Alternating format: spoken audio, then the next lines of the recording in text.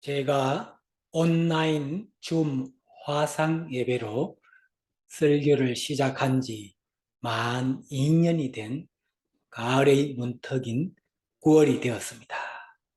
2020년 9월에 한창 코로나가 극성일 때 교회에 모여서 예배도 못 드리는 상황에서 시작한 줌 화상 설교는 지금은 대면으로 예배를 드려도 온라인으로 또 원하시는 분, 그리고 대면 예배에 참석이 여의치 않은 분들에게 예배를 통하여 말씀으로 함께 은혜를 나눌 수 있음이 참으로 감사한 마음입니다. 특히 이 예배를 통하여서 하나님을 믿는 게 참 행복한 것 같다는 고백을 하시는 분들을 보면서 저도 말씀을 전하는 보람과 행복한 마음임을 고백하고 싶습니다. 저 자신도 말씀을 매월 준비하는 그 시간들이 참으로 은혜가 되고 참으로 행복한 시간들이라는 느낌을 받으면서 즐거운 마음으로 말씀을 준비할 수 있음에 참으로 감사한 마음입니다. 온라인으로 말씀 사역 시작한 지 2주년이 되는 이 시점에 어떤 말씀을 전하면서 함께 은혜를 나눌까라고 생각하고 준비하는 중에 에베소서 2장 10절 말씀이 계속 저에게 생각이 나고 또 예수 믿는 사람들이 어떤 삶을 살아야 할까라는 마음이 들어서 오늘은 그분이 만든 작품인 나는 어떤 삶을 살아야 할까라는 제목으로 말씀을 전하고자 합니다. 우리는 살아가면서 주변에 미술이나 음악, 사진, 영화 등의 어떤 예술적인 작품들을 보고 감상하면서 그 작품 참으로 잘 만들었네, 참으로 감명이 오네 라고 하면서 걸작품이다라고 표현을 하기도 합니다. 누구가 만든 작품이 사람들로부터 걸작품이라는 평가를 받으면 그 작품은 가치가 올라가고 또 많은 사람들이 볼 수 있게 전시가 되기도 하고, 그리고 세계적인 작품이 되면 박물관에 보관하면서 많은 사람들이 함께 볼 수 있게 전시되기도 하는 것을 볼 수가 있습니다. 그런데 우리 사람은 하나님의 걸작품, 즉 작품이나 우리 모두가 걸작품이라서 모두가 귀중한 사람들이고 한 사람 한 사람 모두가 참으로 소중한 분들인 것입니다. 이 시간 기독교 유아집에서 발췌한 예화 하나를 소개하고자 합니다. 교회에서 운영하는 어느 선교원에 어느 날 아침에 목사님이 일찍 방문하기로 되어 있었습니다. 그래서 선생님은 제일 앞에 앉아있는 철수에게 목사님이 너는 누가 만들었니? 라고 질문을 하시면 그 대답을 하나님이 만드셨습니다 라고 하라고 당부를 했습니다. 그렇게 준비를 하였는데 철수가 갑자기 화장실에 간 사이에 목사님이 교실을 방문하게 되었습니다. 그래서 목사님은 철수 옆에 앉아있던 영희에게 너는 누가 만들었니? 라고 질문을 영희에게 하였습니다. 그때 영희가 대답을 합니다. 목사님, 저는 우리 엄마 아빠가 만들었어요 라고 대답을 했습니다. 그러자 목사님은 하나님이 너를 만들지 않았니? 라고 하자 영희가 이렇게 대답을 합니다. 목사님, 하나님은요 철수를 만들었어요. 그런데 철수는 지금 화장실 가고 없어요. 저는 우리 엄마 아빠가 만들었어요 라고 목사님에게 대답을 하였다고 합니다. 그래서 우리는 어릴 때 신앙교육이 아주 중요함을 느끼는 하나의 예화인 것입니다. 나를 만드신 분은 물론 과학적으로는 나의 부모님이시지만 하나님께서 간섭하시고 미리 작전 예비하신 대로 하나님의 섭리로 저와 여러분이 이 세상에 태어나게 된 것입니다. 오늘 성경 말씀 본문 에베소서 2장 10절에 보면 우리는 그의 만드신 바라 그리스도 예수 안에서 선한 일 위하여 지으심을 받은 자니 이 일은 하나님이 전에 예비하사 우리로 그 가운데서 행하게 하려 하심이라고 했습니다. 우리는 그의 만드신 바라라고 합니다. 여기서 그분은 바로 우주 만물을 창조하시고 다스리시는 그분 하나님이십니다. 그러니 저와 여러분을 만드신 분은 하나님이시고 하나님의 작품이 바로 저와 여러분인 것입니다. 하나님의 작품인데 하나님 보시기에 최고의 그 작품이 바로 여러분들인 것입니다. 우리는 하나님의 작품인데 하나님의 아들이신 예수 그리스도 안에서 선한 일을 위하여 지심을 받은 작품인 것입니다. 그런데 사람들은 예수 그리스도 안에 있지 않고 또 수많은 악한 일을 하는 사람들을 보면 참으로 안타까운 마음이 듭니다. 하나님께서 사람을 만드실 때는 선한 일을 위하여 지으셨는데 악한 마귀와 사탄의 방해로 많은 사람들이 선한 일을 하지 않고 살아감을 볼 때 우리 먼저 예수 그리스도를 믿고 있는 사람들은 더욱 선하게 선한 일을 위하여 살아가야 하겠습니다.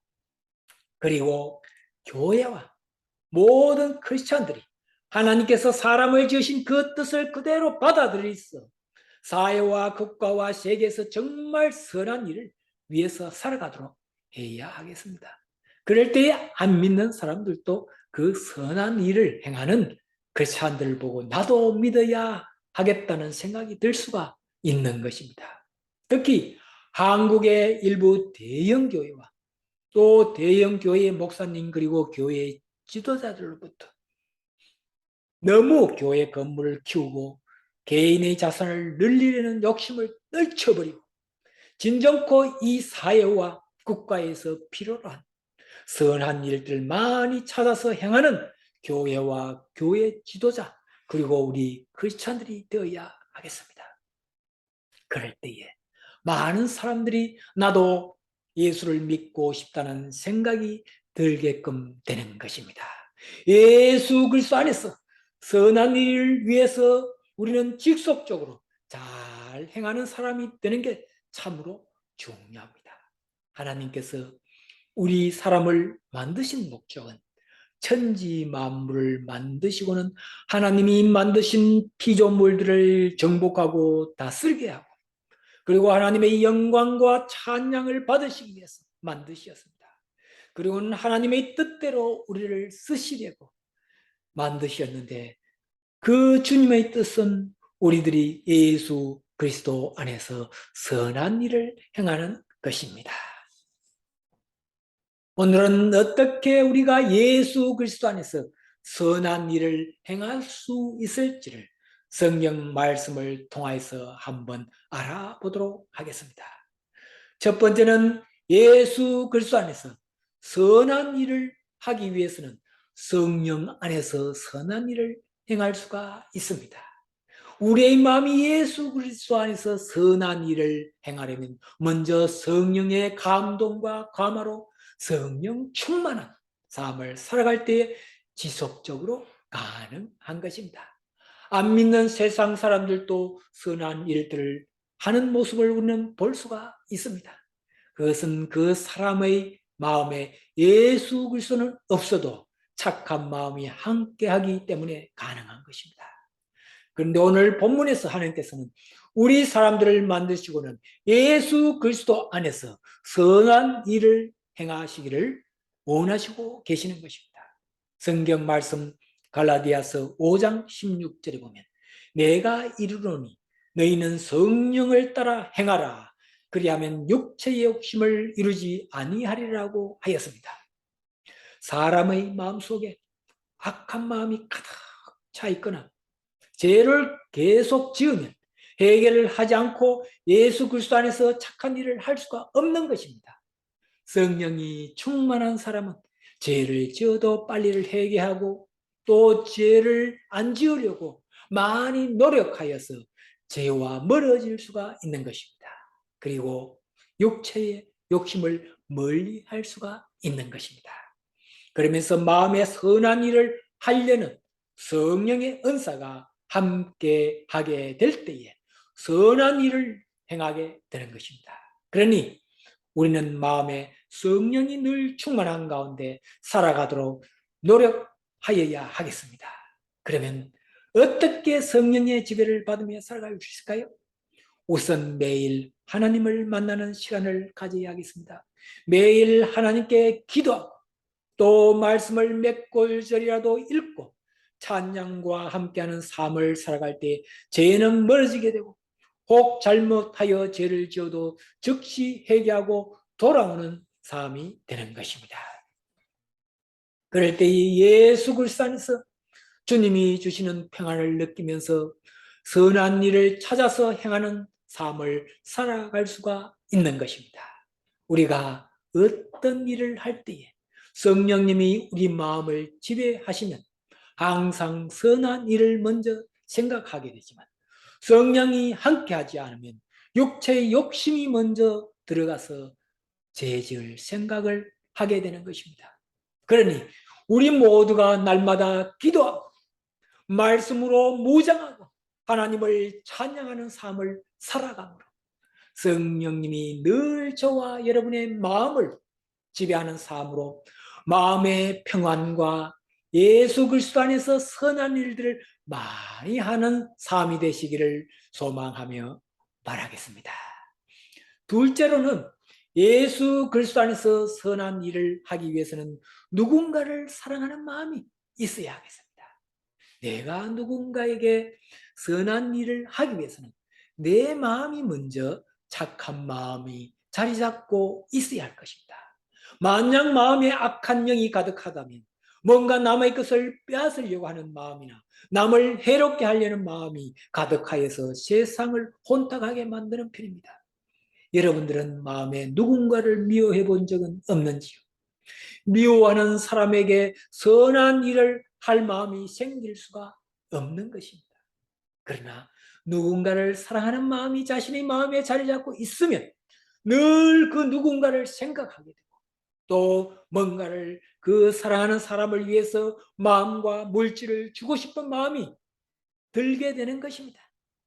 누군가를 사랑하는 마음이 있으면 그 사람을 돕고 싶은 마음이 생기게 되는 게 일반적인 것입니다.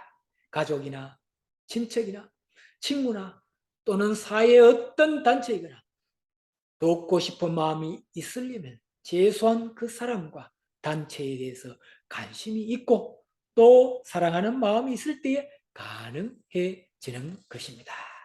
성경 말씀 로마서 8장 28절에는 우리가 알거니와 하나님을 사랑하는 자 곧 그 뜻대로 부르심을 입은 자들에게는 모든 것이 협력하여 선을 이루느니라 라고 했습니다. 하나님을 사랑하는 자는 모든 것이 협력하여 선을 이룬다고 하였습니다.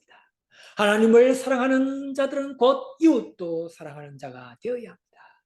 하나님을 사랑한다고 하면서 이웃을 사랑하지 않으면 진정한 하나님 사랑이라고 할 수가 없는 것입니다. 그러니 하나님을 사랑한다고 하는 우리 믿는 자들은 모두가 협력하여서 선을 이루고 또 선한 일 위해서 앞장서는 자들이 되어야 하겠습니다. 하나님은 사랑 그 자체입니다. 고린도전서 13장 13절에 그런즉 믿음, 소망, 사랑 이 세 가지는 항상 있을 것인데 그 중에 제일은 사랑이라고 말씀하고 있습니다. 우리 사람은 하나님의 형상을 담게 하나님께서 만드셨습니다. 그러니 우리들의 마음에는 누군가를 사랑하는 마음이 늘 가득하여서 그 누군가를 위하여서 선한 일들을 많이 하는 우리들이 되어야 하겠습니다. 인생 살아가면서 사랑하며 살아가도 짧은 인생인데 누군가를 미워하며 살아가지 말아야 하겠습니다. 그저 용납하고 용서하면서 사랑으로 감싸주는 따뜻한 마음의 소유자가 되는 저와 여러분이 되시기를 소망하며 바라겠습니다. 아멘이시죠? 세 번째로는 그리스도 안에서 선한 일을 하기 위해서는 감사하고 베푸는 마음이 있어야 하겠습니다. 우리는 세상을 살아가면서 나 자신이 얼마나 감사한 마음을 가지고 지금까지 살아오셨는지, 조금 힘들고 어려운 일이 발생하였을 때 감사보다는 짜증을 내신 적은 없으신지요? 저의 간증을 간단하게 하나 하도록 하겠습니다. 저는 인생 60을 넘기면서, 그리고 또 3년, 2년 반 전부터 또 온라인으로 줌 화상 예배에 참석하고, 또 2년 전부터 예배를 위해서 설교를 시작하면서 저 자신이 크게 변화가 생긴 점을 느낍니다. 저는 배가 고프면 잘 참지 못하는 체질을 가지고 있습니다. 일단 배가 고프면 머리가 아프고 정신을 잘 못 차리면서 예수님을 믿는다고 하면서도 배고플 때는 감사보다 불평을 하는 습관이 있었습니다. 그런데 저는 3년 전부터 배가 고파도 불평을 하지 않고 어느 정도 참으며 배가 고프기 전에 미리 제가 스스로 잘 챙겨 먹는 습관으로 바꾸게 되었습니다. 한 달에 한 번씩 설교를 준비하는데 우선 제 마음이 평안한 상태라야 말씀 준비가 잘 되기 때문에 늘 일상이 평온하도록 노력을 하면서 살아가는 스타일로 변화가 되었습니다. 그리고 아침 식사는 3년 전부터 오토밀로 먹으면서 제 스스로 쉽게 만들어 먹을 수 있기 때문에 즐거운 마음으로 아침 식사는 제가 준비하는 습관으로 바뀌게 되었습니다. 그래서 하루의 시작을 즐거운 마음으로, 감사한 마음으로 할 수 있어서 참으로 좋은 것 같습니다. 세계 최고 경영자에 대한 연구를 한 결과 세계적으로 성공한 CEO들은 인류대학을 나왔거나 IQ가 좋거나 한 사람보다는 그 마음속에 감사한 마음이 꽉 찬 사람들이 크게 성공하였다는 결과가 나왔다고 합니다. 그렇습니다. 우리가 누군가에게 선을 베푸고 선한 행동을 하려면 그 사람의 마음속에 불평분만을 가진 자보다는 감사하는 마음이 가득 찬 사람들이 선한 일을 더 잘할 수가 있는 것입니다. 성경 말씀 데살로니가 전서 5장 16, 18절에 보면 항상 기뻐하라, 쉬지 말고 기도하라, 범사에 감사하라, 이것이 예수 그리스도 안에서 너를 향하신 하나님의 뜻이니라고 했습니다. 우리를 향한 하나님의 뜻은 늘 기뻐하고 매일 기도하고 모든 일에 감사하는 삶을 살아라고 하십니다. 좋은 일이 있을 때만 기뻐하고 감사하는 것은 누구나 할 수가 있습니다. 그러나 어려운 일이 닥쳐왔을 때도 마음에 감사하는 마음을 가지는 것이 곧 하나님의 뜻이라고 하였습니다. 어떤 어려운 일이 있을 때에 왜 나에게 이런 일이 생기느냐고 짜증을 내는 사람이 있겠지만 우리 믿는 크리스찬은 이만한 일이 다행이다라고 하면서 또 이 일로 내가 더욱 인내하고 연단하여서 소망을 가지고 감사한 삶을 살아야겠다는 긍정적인 마음으로 하나님께 감사하는 삶을 살아가야 하겠습니다. 그러면서 주위에 힘들고 어려운 사람들이 보이면 도와줘 베푸는 삶을 살아감으로 선한 일들을 행동으로 옮기는 삶을 살아가는 자들이 되어야 하겠습니다. 미국 미시간대 스테파니 브라운 박사는 423명의 사망 노인 부부에 대해서 5년간 조사한 결과 자신만을 아끼고 이기주의적인 마음으로 남을 돕지 않은 사람들이 남에게 도움을 주는 삶을 사는 사람들보다 일찍 죽을 가능성이 2배나 높다는 결과가 나왔다고 합니다. 그래서 장수 비결은 받는 것이 아니라 베풀고 나누는 삶을 사는 것이라고 강조하고 있습니다. 예수 그리스도 안에서 선한 일을 많이 하기 위해서는 우리 스스로가 먼저 항상 감사한 마음으로 살아가면서 또 어렵고 힘든 이웃들에게 베푸는 삶을 살아가는 자들이 되어야 하겠습니다. 제가 말씀을 준비하고 마지막 정리를 앞두고 아침 일찍 찬양을 들으면서 산책할 때 크게 은혜를 받은 찬양 한 곡을 소개하고자 합니다. 이 시간 그의 생각이라는 찬양 한 곡을 들으면서 그 가사에 큰 은혜가 되는 시간이 되었으면 좋겠습니다.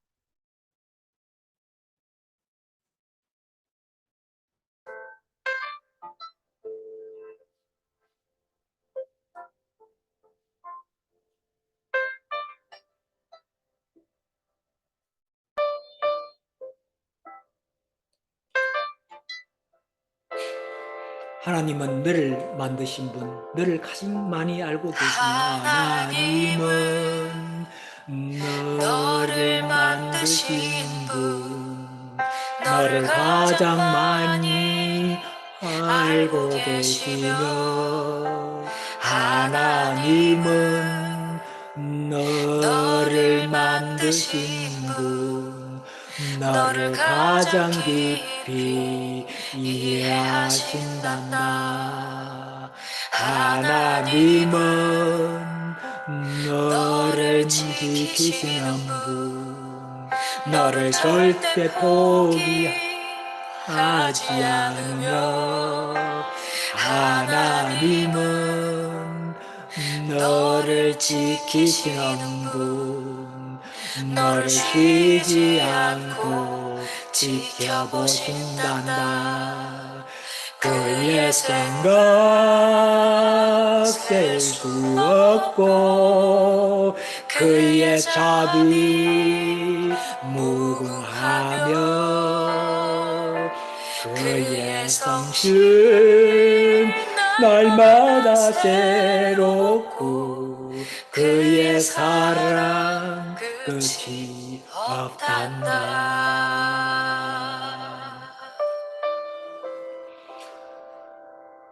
하나님은 너를 원하시는 분, 이 세상 그 무엇 그 누구보다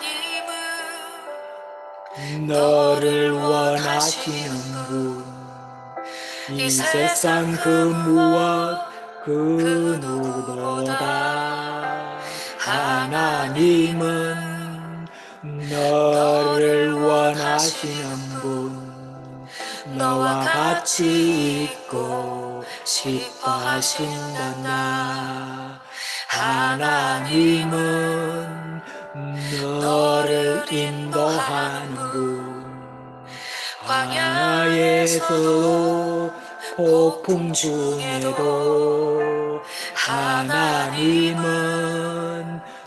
너를 인도하는 분, 푸른 초장으로 인도하신단다.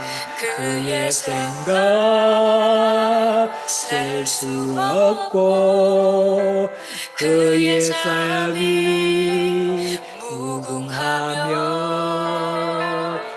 그의 성실 날마다 새롭고 그의 사랑 끝이 없단다. 그의 생각 셀 수 없고 그의 자비 무궁하며 그의 성실 날마다 새롭고 그의 사랑 끝이 없단다. 그의 사랑 끝이 없단다.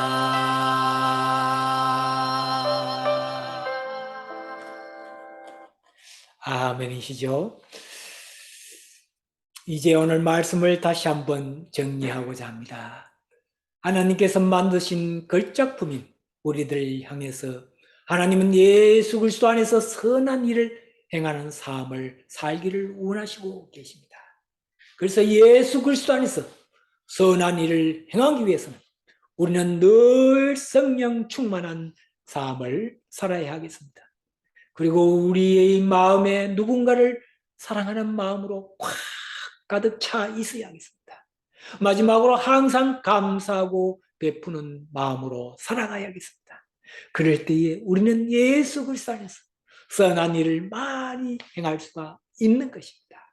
우리 모두 오늘 말씀을 잘 기억하시고 하나님께서 원하시는 선한 일을 많이 할 수 있는 저와 여러분들이 되시기를 간절하게 소망하며 바라겠습니다. 다 함께 기도 드리시겠습니다. 하나님 아버지, 오늘 또 귀한 복된 날을 허가시고 귀한 예배를 들으심에 감사드립니다. 저희들 하나님 아버지의 작품이 되게 하여 주심에 감사드립니다. 저희들이 예수 그리스도 안에서 선한 일을 많이 하시기를 원하시는 주님의 뜻을 따라서 살게 하여 주옵소서. 그러기 위해서는 더욱 성령 충만한 삶과 하나님을 사랑하고 이웃을 사랑하는 마음이 가득하여서 더욱 감사하고 많이 베푸는 삶을 살아갈 수 있는 저희들이 되게 주시옵소서. 이 모든 간구 거룩하신 우리 주 예수님의 이름으로 기도드려옵나이다. 아멘. 감사합니다.